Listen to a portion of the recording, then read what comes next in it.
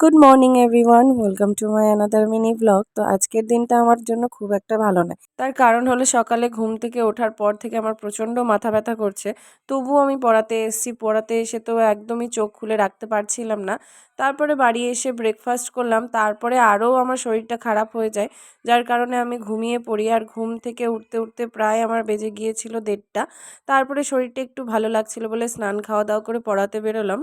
এই যে দেখছো, এটা হচ্ছে আমার নতুন ছাত্রী। আজ থেকে আমার ব্যাচে নতুন যোগ হয়েছে। এই ছাত্রী আমার এতটাই ছোট যে প্রথমেই আমাকে এবিসিডি শেখানো থেকে শুরু করতে হচ্ছে। এটা দেখে এদের খুব হাসি পাচ্ছে, কারণ নিজেরা তো পড়াশোনা করে না, অন্যের পড়া দেখে এদের হাসি পায়। আমার এই নতুন ছাত্রী হলো দেবাত্তমের ঠাম্মা। তো উনি ছোটবেলায় পড়াশোনার তেমন সুযোগ পাননি, আর এখন আমার পড়া দেখে ওনারও ইচ্ছা হয়েছে একটু শেখার। আর যেদিন আমাকে এসে বলেছিলেন যে আমাকে তুমি একটু পড়াবে, সেদিন আমি সত্যি প্রচন্ড খুশি হয়েছিলাম যে এই বয়সে এসেও পড়াশোনার প্রতি এত ভালোবাসা। সত্যি শেখার কোনো বয়স হয় না। কেউ যদি কিছু শিখতে চায় সে 80 বছর বয়সেও শিখতে পারে। যদি কেউ শিখতে না চায় তাকে 8 বছর বয়সেও শেখানো যায় না।